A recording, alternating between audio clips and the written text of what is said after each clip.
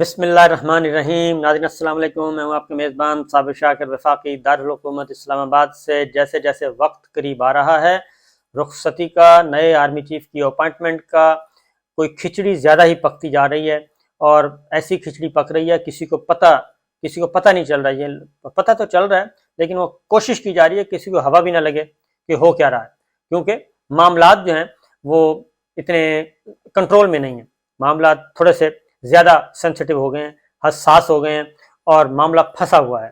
اسی لیے وزراء بھی بہت محتاط ہیں، قومی اسمبلی میں بھی تقریریں بھی ہو رہی ہیں، اور پاکستان پیپلز پارٹی کے تیور بھی کچھ بدلے سے لگ رہے ہیں۔ چھوٹی سی بات آپ کو اشارتاً کنایتاً بعض چیزیں ہوتی ہیں جس سے اندازہ ہوتا ہے کہ گڑبڑ ہے۔ اور قومی اسمبلی کا اجلاس، راجہ پرویز اشرف صاحب اسپیکر، قانون سازی ہونی تھی اور اس میں بل پیش کرنا تھا، پارلیمانی سیکرٹری موجود تھے، لیکن اسپیکر نے بل پیش نہیں کرنے کی اجازت دی۔ انہوں نے کہا جی وزیر ہوگا تو قانون سازی ہوگی، بل پیش ہوگا، ادروائز نہیں ہوگا۔ تو وہ مسلم لیگ نواز جو ہے وہ وزیر پارلیمانی سیکرٹری وہ منت ترلے کرتے رہ گئے جی ہم موجود ہیں۔ تو اسپیکر راجہ پرویز صاحب نے کہا کہ نہیں، بالکل نہیں، یہ نہیں ہو سکتا، وزیر آئیں گے قانون سازی ہوگی، ادروائز نہیں ہوگی۔ تو اس طرح کے کوئی سگنلز موصول ہو رہے ہیں۔ زرداری صاحب جو ہیں وہ موجود ہیں اسلام آباد میں، اور پھر بلاول بھٹو بھی پہنچ چکے ہیں، اور مسئلہ ایک ہی ہے، 1 پوائنٹ ایجنڈا ہے۔ عمران خان صاحب اس معاملے سے الگ تھلگ ہو چکے ہیں۔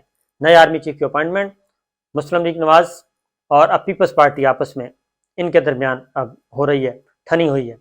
عمران خان صاحب سائڈ پہ بیٹھے ہیں اور وہ کہہ رہے ہیں کہ ہم صرف نظارہ کر رہے ہیں، دیکھ رہے ہیں کہ جناب کیا فیصلہ ہوتا ہے اور کیسے یہ فیصلہ مکمل کیا جاتا ہے، اناؤنس کیا جاتا ہے۔ عمران خان صاحب یہ کر رہے ہیں، وہ اپنے زخمی حالت میں اپنے گھر لاہور میں موجود ہیں، لانگ مارچ چل رہا ہے، روزانہ وہ ویڈیو لنک سے خطاب کرتے ہیں، تقریر کرتے ہیں، بتاتے ہیں، آئینی ماہرین سے، قانونی ماہرین سے مشورے بھی کر رہے ہیں۔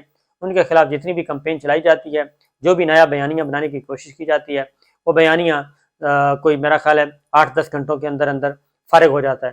آخری جو توشہ خانہ تھا، توشہ خانہ کا سلسلہ شروع کیا گیا، وہ ایک گھڑی کا تذکرہ آیا، تو لوگوں نے سوشل میڈیا کا زمانہ میں آپ کو بتا رہا ہوں، سوشل میڈیا اور ڈیجیٹل میڈیا، وہاں پہ آپ چلے جائیں، اس کے بعد وہ سارے کا سارا رخ جو ہے وہ چلا گیا ملٹری لیڈرشپ کی طرف۔ انہوں نے کہا جی کہ اگر وزیر اعظم کے کو ملنے والے تحائف توشہ خانہ سے میں جمع ہوتے ہیں اور وہاں سے پھر وہ ایک قانونی طریقے سے لیے جاتے ہیں، تو جو عسکری قیادت کو، آرمی چیف کو ملنے والے تحائف ہیں وہ کہاں جاتے ہیں؟ کیا وہ بھی توشہ خانہ میں جاتے ہیں؟ ان کو کیسے لینے کا طریقہ، اس کا کوئی ریکارڈ ہے؟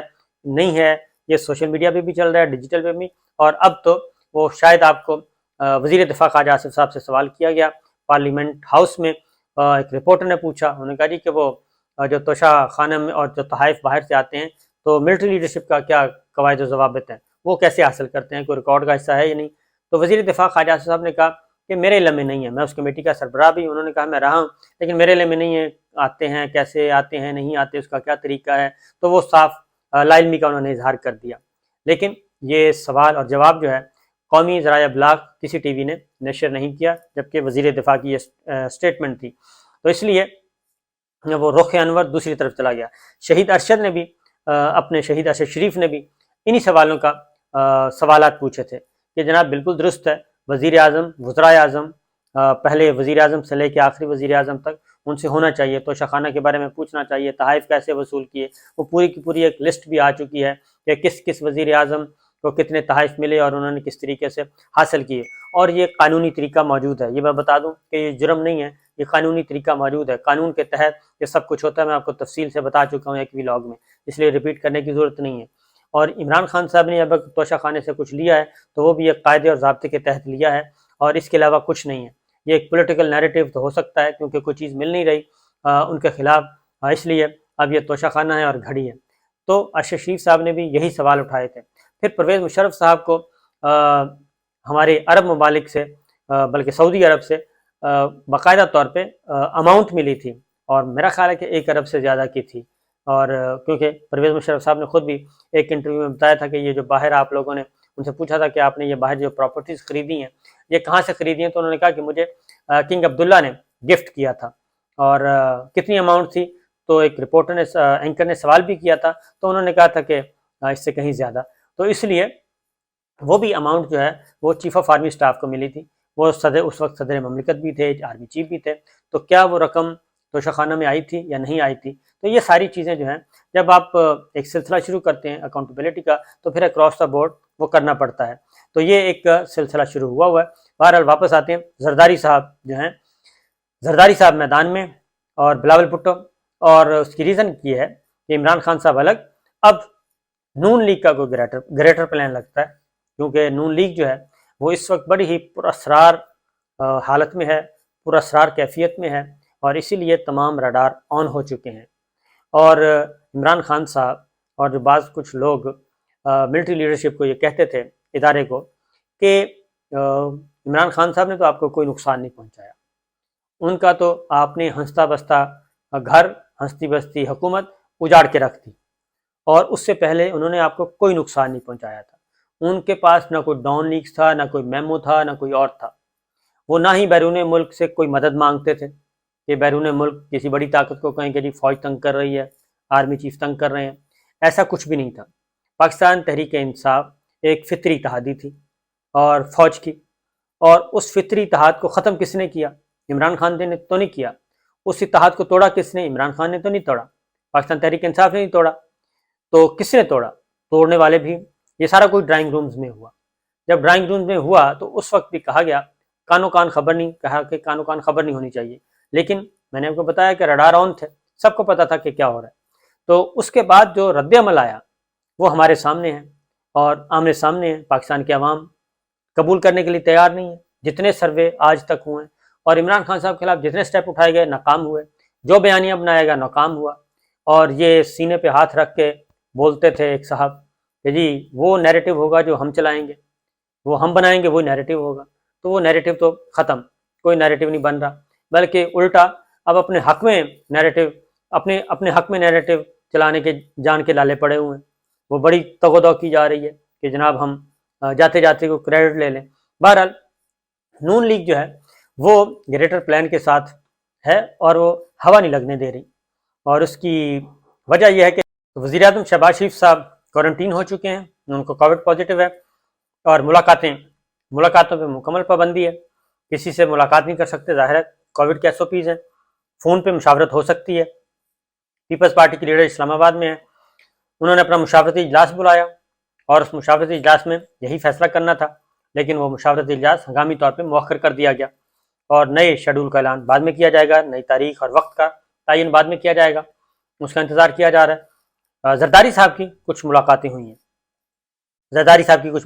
ہیں، بلاول بھٹو صاحب کی بھی ہوئی ہیں اسلام آباد میں، اور ان ملاقاتوں کو ڈسکلوز نہیں کیا گیا. اس کے ساتھ ساتھ ایک اور کام بھی کیا گیا، اور وہ ہے آرمی ایکٹ میں ترمیم. آرمی ایکٹ میں ترمیم، پہلے ایک خبر چلوائی گئی، نشر ہوئی سورسز سے، اور اس کے بعد پھر اس خبر کو بھی روک دیا گیا، اور اب اس پہ بھی لب کشائی کوئی نہیں کر رہا، خاموش ہے. یہ خواجہ صاحب نے کہا ہے کہ ایک معمولی سی ترمیم ہے، لیکن وہ معمولی سی ترمیم کیا ہے؟ اور پھر وفاقی کابینہ کا اجلاس بلایا گیا تھا، پھر وفاقی کابینہ کا اجلاس یکدم منسوخ کر دیا گیا.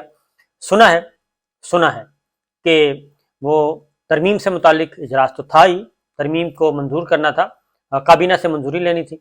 اس پہ دونوں طرف سے، پنڈی سے بھی اور اتحادیوں کی طرف سے بھی یہ جواب آیا کہ جناب اتنی جلدی بھی کیا ہے، ہمیں پہلے بتائیں، ہمیں اعتماد میں لیں، ہمارے ساتھ ڈسکس کریں کرنا کیا ہے، تو اس کے بعد ہی اس طرح کی باتیں ہو سکتی ہیں. لہٰذا کابینہ کا اجلاس بھی منسوخ ہو گیا، اور ایک دن اور گزر گیا، کابینہ کا اجلاس دوبارہ نہیں بلایا گیا. اور اس پہ مسئلہ یہی ہے کہ سیٹنگ نہیں ہو رہی، اور بقول اجمل جامی کے کہ گوٹی پھنسی ہوئی ہے.